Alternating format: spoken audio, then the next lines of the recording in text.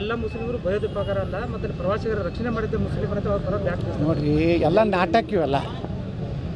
ಈಗ 2 ದಿವಸದಿಂದ ಹೊಂಟೈತಿ ಹೊಸ ಡೈಲಾಗ್. ಅಂದ್ರೆ ಇವರು ಮುಸ್ಲಿಮ್ ಸಪೋರ್ಟ್ ಮಾಡಿದ್ರಂತೇಳಿ ಅಲ್ಲಿರೋರೇ ಯಾರ್ಯಾರು ಮಾಹಿತಿ ಕೊಟ್ಟರು, ಯಾರು ಇದನ್ನು ಎಲ್ಲ ಮಾಡಿಕೊಟ್ಟವ್ರು ಯಾರು ಅನ್ನೋದು ಈಗ ಅವ್ರ ಮನೆಗೆ ಹೋಗಿ ಐಡೆಂಟಿಫೈ ಮಾಡ್ಲಕತ್ತಾರಲ್ರಿ ಮಿಲ್ಟ್ರಿ ಅವರು. ಸುಮ್ಮನೆ ಇವೆಲ್ಲ ಇಲ್ಲಿ ಕೂತು ಹೇಳ್ತಾ ಇವನು ಅಲ್ಲಿ ಹೋಗಿ ನೋಡಿ ಬಂದ ನಾನು ನಮ್ಮ ಎಕ್ಸೈಸ್ ಮಿನಿಸ್ಟ್ರು. ಹಾಂ, ಎಕ್ಸೈಸ್ ಮಿನಿಸ್ಟ್ರು ಹೋಗಿ ನೋಡಿ ಬಂದ, ಅಥವಾ ಪ್ರಿಯಾಂಕಾ ಖರ್ಗೆ ಹೋಗಿ ನೋಡಿ ಬಂದಾನೇನ್ರಿ ಅಲ್ಲಿ? ಇಲ್ಲ, ಅವ್ರ ಜಾತಿ ಕೇಳಿಲ್ಲತ್ತ. ಆ ಪ್ರಿಯಾಂಕಾ ಖರ್ಗೆ ಏನಾರೇ ಸ್ವಾಭಿಮಾನ ಐತೆ? ಮಲ್ಲಿಕಾರ್ಜುನ ಖರ್ಗೆ ಅವರ ತಾಯಿ ಮಲ್ಲಿಕಾರ್ಜುನ ಖರ್ಗೆ ಅವ್ರ ಮುಂದೆ ಕೊಲೆ ಮಾಡ್ತಾರೆ ರಜಾಕರು. ಯಾರು? ಮಲ್ಲಿಕಾರ್ಜುನ ಖರ್ಗೆ ಅವ್ರ ಮುಂದೆ ರಜಾಕರು ಮಲ್ಲಿಕಾರ್ಜುನ ಖರ್ಗೆ ತಾಯಿನ ಕೊಲೆ ಹೊಡಿತಾರೆ. ಗಿಡದ ಬುಡಕ್ಕೆ ಡೊಕ್ಕೊಂಡಿರ್ತಾನೆ ಇದೇ ಮಲ್ಲಿಕಾರ್ಜುನ ಖರ್ಗೆ. ಈ ಪ್ರಿಯಾಂಕಾ ಖರ್ಗೆ ಏನು ಹೇಳ್ತಾರೆ?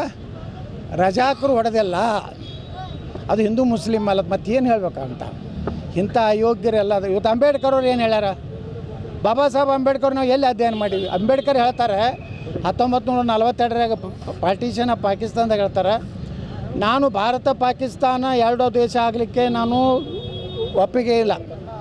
ಒಂದು ವೇಳೆ ನೆಹರೂನೇ ಪ್ರಧಾನಮಂತ್ರಿ ಮಾಡಬೇಕಂತೇಳಿ ಗಾಂಧಿ ಬಗ್ಗೆ ಅಂಬೇಡ್ಕರ್ ಹೇಳ್ಯಾರ, ಗಾಂಧಿಯನ್ನು ಮಹಾತ್ಮ ಅನ್ಬೇಡ್ರಿ, ಗಾಂಧಿಯನ್ನು ರಾಷ್ಟ್ರಪಿತ ಅನ್ಬೇಡ್ರಿ, ಅದಕ್ಕೆ ಯೋಗ್ಯ ಇಲ್ಲ. ಯಾರು? ಬಾಬಾ ಸಾಹೇಬ್ರು ಹೇಳಿದ್ದು. ಮುಂದೆ ಬಾಬಾ ಸಾಹೇಬ್ರು ಹೇಳ್ತಾರೆ, ಒಂದು ವೇಳೆ ಭಾರತವನ್ನು ಒಡಿದಾದರೆ 2 ರಾಷ್ಟ್ರ ನೀವು ಮಾಡೋದಿದ್ರೆ ಭಾರತದಲ್ಲಿರುವ ಕೊನೆಯ ಮುಸ್ಲಿಂ ಪಾಕಿಸ್ತಾನಕ್ಕೆ ಹೋಗ್ಬೇಕು. ಪಾಕಿಸ್ತಾನ ಭಾಗದಲ್ಲಿ ಬರುವಂಥ ಕೊನೆ ಹಿಂದೂ ಭಾರತಕ್ಕೆ ಬಂದ ಮೇಲೆ 2 ರಾಷ್ಟ್ರಗಳನ್ನು ಮಾಡಬೇಕಂತ ಯಾರು? ಬಾಬಾ ಸಾಹೇಬ್ರು. ಯಾಕೆ ಹೇಳಿದ್ರಂದ್ರೆ, ಇಸ್ಲಾಂ ಎಂದು ಮತ್ತೊಂದು ಧರ್ಮವನ್ನು ಅಂತಮ್ರ ತಿಳ್ಕೊಂಡಿಲ್ಲ. ಇಸ್ಲಾಂ ಈ ದೇಶದಲ್ಲಿ ಶಾಂತಿಯಿಂದ ಇರುವುದಿಲ್ಲ. ಇಸ್ಲಾಂ ಇರೋದ್ರಿಂದ ಭಾರತಕ್ಕೆ ನೆಮ್ಮದಿ ಇರುವುದಿಲ್ಲ. ಇವತ್ತು ಸತ್ಯ